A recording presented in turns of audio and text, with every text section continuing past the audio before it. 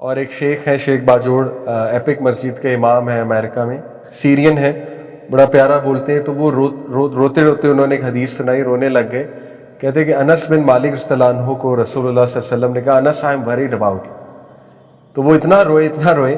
کہتے اگر انس بن مالک کو رسول اللہ کہہ رہے ہیں آئی ایم وریڈ اباؤٹ یو، اور پھر انہیں یہ دعا سکھائی یا مقلب القلوب ثبت قلبی علی دینک. کس بات پہ وری ہیں؟ کہ مطلب میں وریڈ ہوں تمہارے بارے میں کہ میرے جانے کے بعد یا جب تم کہیں ادھر ادھر جاؤ گے تو ایسا نہ ہو کہ تمہارا دل نہ پھر جائے. مطلب اوبیسلی صحابہ کے بارے میں شک نہیں کیا جا سکتا، بٹ رسول اللہ کو یہ وری تھی اپنے صحابہ کے بارے میں. تو وہ بڑا روئے. کہتے کہ امیجن کریں کہ اگر وہ اپنے صحابی کو یہ کہہ رہے ہیں تو مجھے اور آپ کو کیا کہیں گے؟ اگر آج نبی صلی اللہ علیہ وسلم آ جائیں تو مجھے اور آپ کو کیا کہیں گے؟ امت کو کیا کہیں گے کہ میں کتنا وریڈ ہوں تم لوگوں کے بارے میں. ٹھیک ہے، تو اس لیے انہوں نے کہا کہ یہ دعا پکڑ لیں، یہ بہت بہت بہت امپورٹنٹ دعا ہے. بلکہ شیخ عمر سلیمان سے جب انہوں نے بھی پوچھا بلال نے کہ مجھے کوئی ایک دعا بتا دیجئے جو میں حج کے بعد لے کر جاؤں، تو انہوں نے بڑی شارٹ سی دعا بتائی، اللہ مہدنی وسددنی، اے اللہ مجھے ہدایت دے اور مجھے سیدھا رکھ. بس سمپل ہے. ان کا بس آپ یہ دعا پکڑ، اللہ مہدنی وسددنی. تو بڑی خوبصورت دعا ہے اور بڑی شارٹ اور ٹو دا پوائنٹ دعا ہے. تو یہ 8 سٹیپس میں نے بتائے، ریوائز کرتے ہیں. سب سے پہلا سٹیپ ہے کہ اللہ سے مانگے اہدنا الصراط المستقیم. اگر آپ نے واقعی ہدایت پہ آنا ہے تو اللہ سے مانگے. Start by asking Allah. Number 2 ارادہ پختہ کریں. اور اللہ تعالیٰ کا وعدہ ہے جو پختہ ارادہ کرتا ہے اس کے لیے ہم رستے نکالتے ہیں. سبولنا، راستہ نہیں، رستے نکالتے ہیں اس کے لیے ہم. ٹھیک ہے. تیسرا جو تھا وہ کیا تھا کہ connect to Quran and obviously hadith. But Quran is so powerful. Quran کے ساتھ جڑیں گے تو قرآن آپ کو ڈیویٹ نہیں ہونے دے گا. There will be good and bad days, لیکن اوور آل قرآن آپ کو ڈیویٹ نہیں ہونے دے گا انشاءاللہ. 4 کیا تھا؟ Avoid sense. کلا بل ران علی قلوبہم ما کانوا یکسبون. گناہوں سے بچنا شروع کر دیں، پھر دیکھیں آپ صراط مستقیم پہ ہدایت پر خود ہی انشاءاللہ تعالی جنم آپ کا دل کھل جائے گا، آپ کا سینہ کھل جائے گا اس کے لیے. نمبر 5 کونوا مع الصادقین. Stick to the righteous people. بس ان کے ساتھ اٹھنا بیٹھنا شروع کر دو، صادقین کے ساتھ، ان کے ساتھ چلنا شروع کر دو. اور نمبر 6 ہے جتنا پتہ ہے اس پر عمل کرنا شروع کر دو. یعنی don't wait for perfect moment. جتنا علم ہے اس پر عمل شروع کر دو. عمل سے برکت آتی ہے، عمل سے جو ہے وہ اللہ تعالیٰ اضافہ کرتا ہے. اور نمبر 8 دین کا علم. دین کے علم کے ساتھ جڑ جائیں. جو اللہ کہتے ہیں کہ بے شک اللہ سے خوف رکھنے والے تو وہی ہیں جو دین کا علم رکھنے والے ہیں. تو تقویٰ is directly proportional to knowledge of Islam. علم doesn't mean watching podcast. ٹھیک ہے، podcast is just information. علم ایکچولی مینس ٹھوس علم. جیسے اسٹوڈنٹ آف نالج ہوتا ہے، قرآن کھول کر بیٹھا ہوا ہے، قرآن کو سمجھنے کی کوشش کر رہا ہے. ٹھیک ہے نا. یا کسی کتاب کو لے کر بیٹھا ہے، اس کو سمجھنے کی کوشش کر رہا ہے، ایبزارب کرنے کی کوشش کر رہا ہے. تو یہ علم ہے بیسیکلی. اور نمبر 8 کیپ آسکنگ. کیونکہ اگر آپ اللہ سے نہیں مانگتے رہیں گے تو ڈیویٹ ہونے کے بہت چانسز ہیں. کیونکہ اب آپ عام انسان نہیں ہیں. جب آپ دین کی طرف آنے کی کوشش کریں گے تو شیطان کہ آپ سب سے بڑے دشمن بن جائیں گے. اس لیے یہ بیڈ آف روزز نہیں ہے. جب آپ دین پر آنے کی کوشش کریں گے تو اس نے وعدہ کیا تھا اللہ سے کہ میں ان کے راستے میں بیٹھ جاؤں گا، رائٹ سے آؤں گا، لیفٹ سے آؤں گا، اوپر سے نیچے سے، ہر جگہ سے اٹیک کروں گا. آئی ول میک شیور کہ یہ اس راستے کو فالو نہ کریں. اور میکسیمم وہ سائیکولوجیکل اٹیک کر سکتا ہے یا ڈیزائرز بھڑکا سکتا ہے، لیکن اس سے زیادہ اس کا کنٹرول نہیں ہے. ٹھیک ہے. تو صبح شام کے اذکار کریں، انشاءاللہ شیطان سے بھی انسان محفوظ رہتا ہے. کہ be very clear about the nature of life. اللہ تعالیٰ کہتے ہیں حسب الناس ان یترکوا ان یقولوا آمنا وہم لا یفتنون.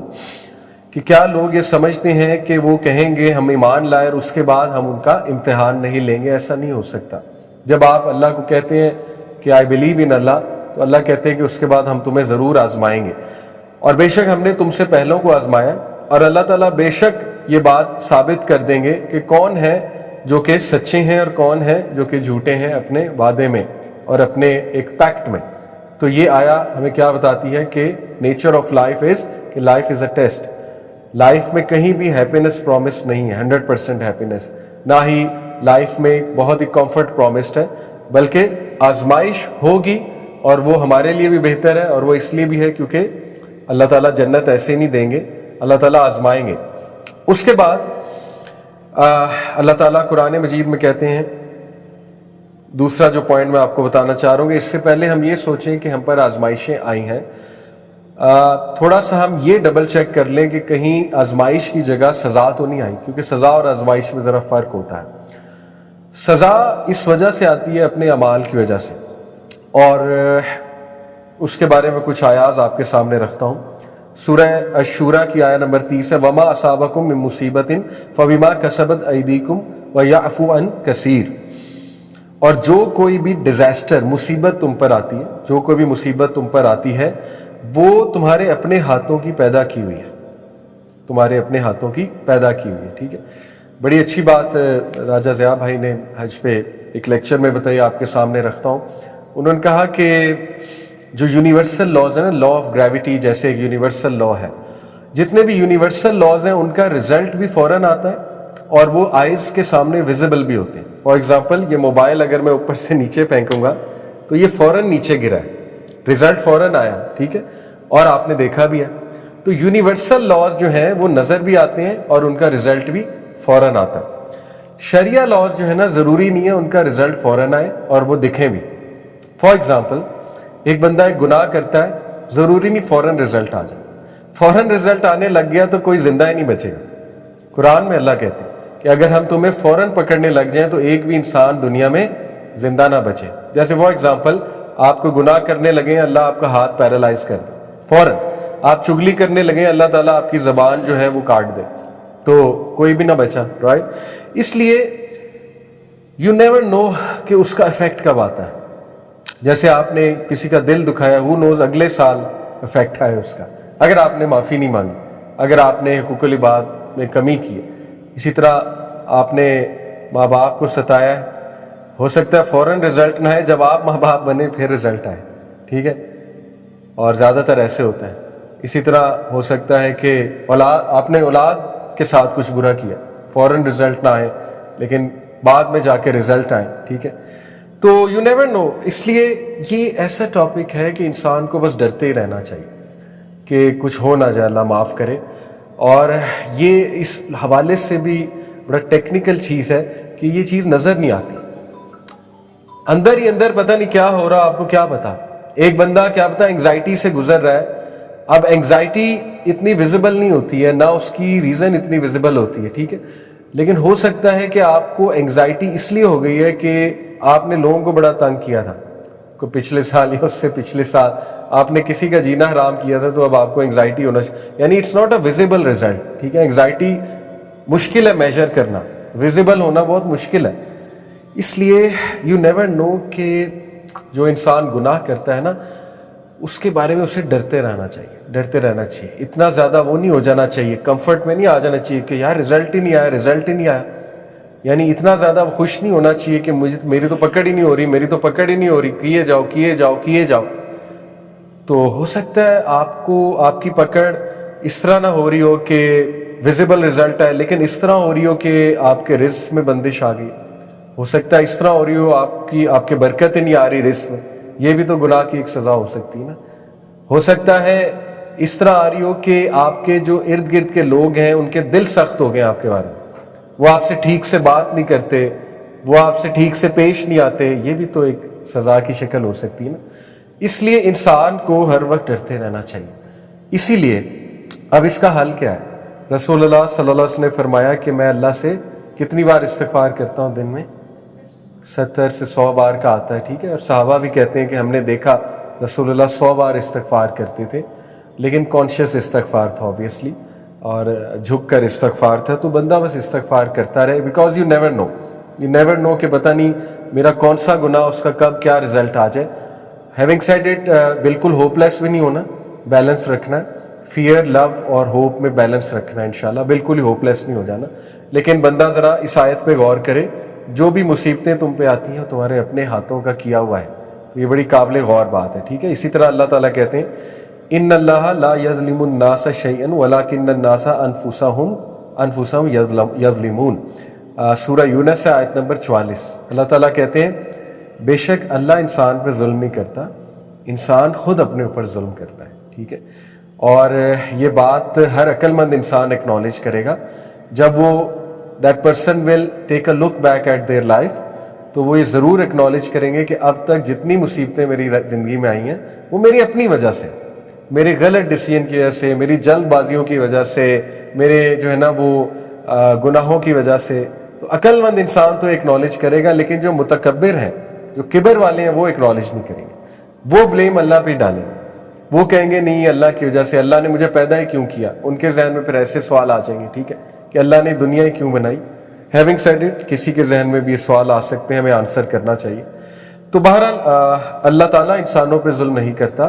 بے شک انسان جو ہے وہ خود اللہ رب العالمین پہ ظلم کرتے ہیں غلط سی. مصیبت آپ کو پین میں ڈالتی ہے, ٹھیک ہے. ٹیسٹ جو ہے نا وہ عارضی پین میں ڈالتا ہے, اور اس کے بعد آپ کو پرسپیکٹو مل جاتا ہے, اور آپ دیکھ لیتے ہیں کہ مجھے بڑا فائدہ ہوا ہے اس آزمائش سے.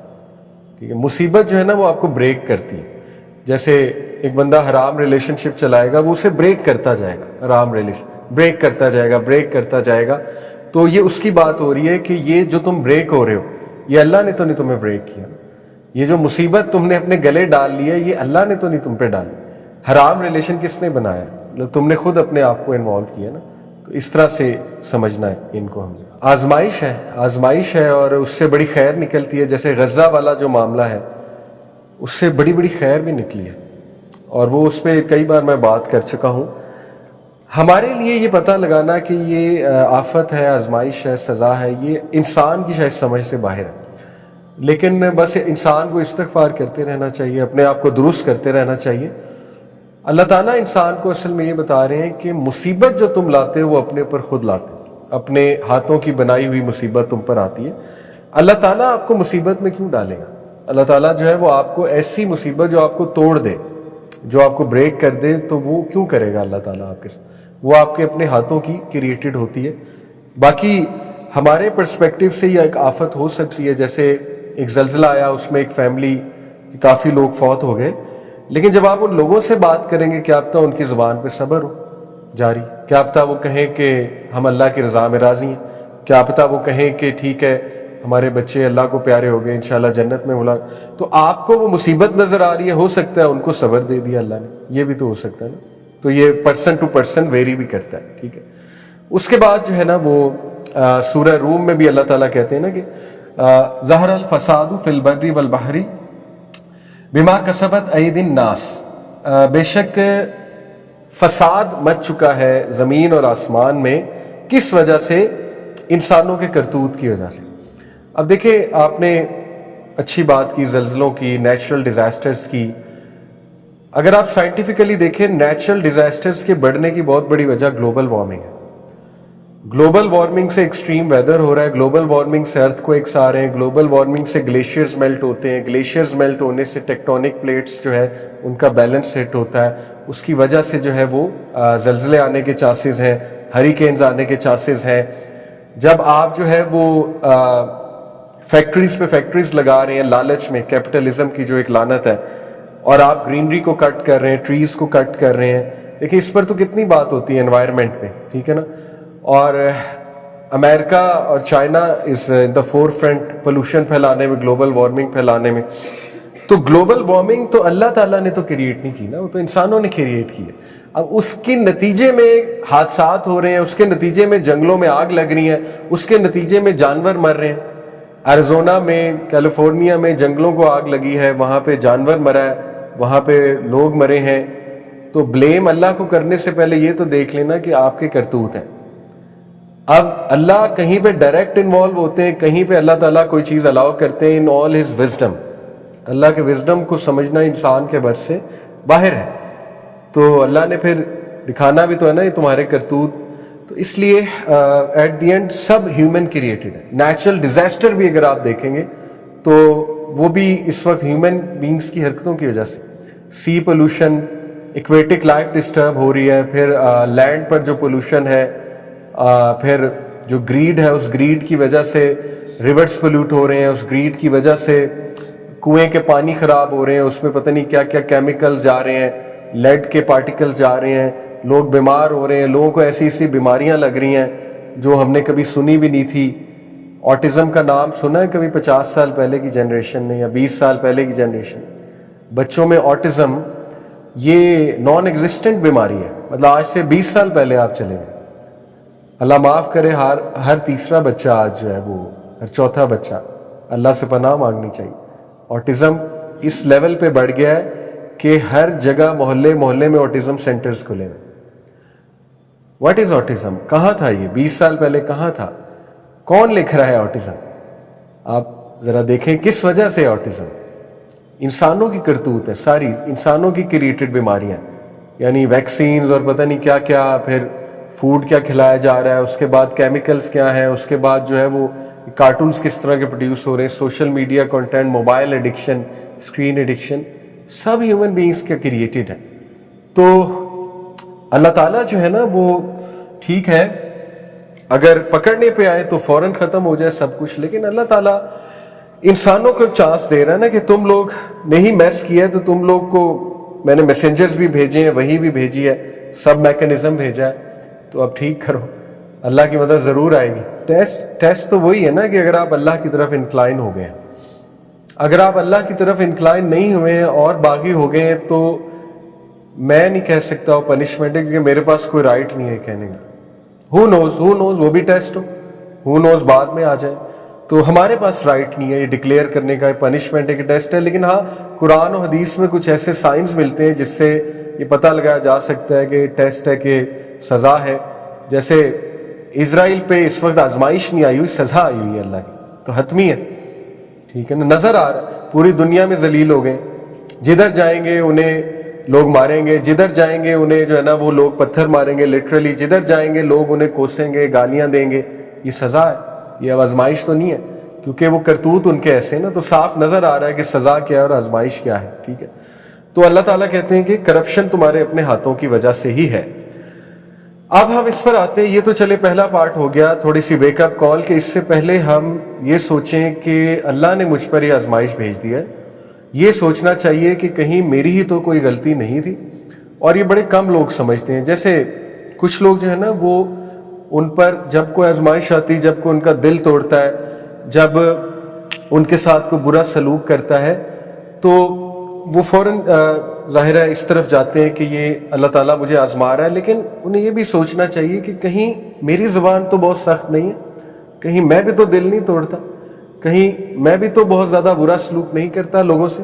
वो ये देखने की बजाय फौरन इस तरफ चले जाते हैं कि ये अल्लाह ताला की आजमाइश है मुझ पर। तो पहले आप ये देखें कि ये आपके करतूत तो नहीं है जिसकी वजह से अब आपका भी दिल तोड़ा जा रहा है, जिसकी वजह से अब आपके साथ भी सख्त रवैये अपनाए जा रहे हैं। तो कुछ लोगों को सेल्फ अवेयरनेस नहीं होती और वो कभी भी अपने आप को दुरुस्त नहीं करते हैं, अपनी ज़बान का इस्तेमाल दुरुस्त नहीं करते हैं, अपने सख्त रवैये दुरुस्त नहीं करते हैं, ठीक है ना। तो उन्हें ये भी देखना चाहिए कि भाई मुझे अपने आप को भी दुरुस्त करना है, वरना आजमाइशें आती रहेंगी, फ़ायदा कोई नहीं होगा, ठीक है। अब हम इस पर आते हैं कि आजमाइश क्यों आती है। इंशाल्लाह ये बहुत पॉजिटिव पार्ट है। सबसे पहले तो ऑब्वियसली इसलिए आती है क्योंकि अल्लाह ने कहा हम तुम्हें आजमाएंगे और ये देखेंगे तुम में से आसान अमल करने वाला कौन है, बेहतरीन अमल करने वाला कौन है। तो आजमाइश एक मौका होता है ताकि अल्लाह देख ले कि तुम अपने जौहर, बेहतरीन जो साइड है वो दिखाते हो कि नहीं दिखाते हो। ये पहली रीज़न है, ठीक है, कि अपनी बेस्ट साइड दिखाओ जब आजमाइश आए। जैसे एक हदीस है, हमारे एक दोस्त, उनकी बेटी फौत हुई अभी 19 साल, तो मैं उनके जनाजे पे जाके उनको हदीस सुनाई कि रसूलुल्लाह सल्लल्लाहु अलैहि वसल्लम ने फरमाया कि अल्लाह ताला फरिश्तों से पूछता है कि जब मैंने अपने बंदे की सबसे प्यारी चीज़ उससे ली, यानी उसकी औलाद, तो तुमने उसको कैसा पाया? तो फरिश्ते कहते हैं ऐ हमारे रब, हमने उससे तेरी हम्द करते पाया। हम्द से मुराद है अल्हम्दुलिल्लाह कह रहा था। तो अल्लाह कहते हैं अच्छा जाओ जन्नत में एक महल बनाओ और उसका नाम रख दो बैतुल हम्द, यानी हम्द का घर, और जब ये जिस दिन मुझसे मिलेगा तो वो इस महल में एंटर होगा। तो यहाँ से क्या साबित हुआ सुभान अल्लाह कि हर आजमाइश और हर मुश्किल जो है उस पर जो बंदा मतलब अच्छा एटीट्यूड दिखा देता है, अच्छे एटीट्यूड से मुराद नहीं कि रोए ना, अफसुर्दा ही ना हो, वो तो अननेचुरल है, ठीक है, रो भी रहा है, अफसुर्दा भी है, लेकिन शिकवा नहीं कर रहा, आसान अमल ये हुआ, ठीक है, उस मौके पे शिकवा नहीं कर रहा, تو بس بیت الحمد بن جائے گا انشاءاللہ تعالی۔ اسی طرح آپ سوچیں جو انسان گناہوں سے ٹیسٹ کیا جا رہا ہے لیکن وہ ریزسٹ کر لیتا ہے تو پتہ نہیں اس کا کیا ریوارڈ ہے جنت میں، ٹھیک ہے، اس کے لیے پتہ نہیں کیا کیا بنتا ہے وہاں پہ۔ تو یہ احسن عمل ہے۔ پہلی بات ہے کہ اللہ اس لیے آزماتا ہے تاکہ تمہارا احسن سائڈ، بیسٹ سائڈ باہر لے کر آئے۔ اس کے بعد ہے تاکہ تمہیں اپنی طرف واپس لے کر آئے۔ سورہ انعام میں اللہ تعالیٰ کہتے ہیں لہٰذا ہم نے انہیں سیز کر لیا، پکڑ لیا، کس سے؟ پاورٹی سے، بأسائی والضرائی، انہیں ہم نے مشکل سے، پاورٹی سے اور ہارڈ شپ سے ہم نے انہیں پکڑ لیا۔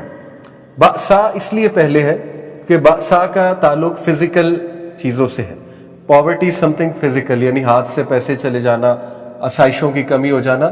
فزیکل کے بعد مینٹل افیکٹس آتے ہیں، تو مینٹل افیکٹس ضرائی ہے، یعنی کہ اس کے بعد وہ ان کو مینٹل افیکٹس بھی آئیں گے۔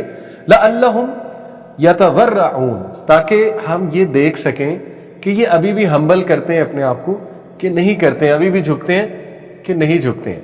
تو پاکستان اس وقت جس اسٹیٹ سے گزر رہا ہے، میرے خیال میں یہ آیا ہم پہ اپلائی ہوتی ہے کہ اللہ تعالیٰ کچھ اس طرح کی آزمائش بھیج دیتا ہے کہ آپ کے ریسورسز، پاورٹی سے مراد پھر ظاہر ہے کہ ہے آپ مہنگائی کا ہو جانا بہت زیادہ، اور جابس لیس ہو جانا، ٹھیک ہے نا، ان امپلائمنٹ بہت بڑھ جانا، یہ سب پاورٹی کا حصہ ہے۔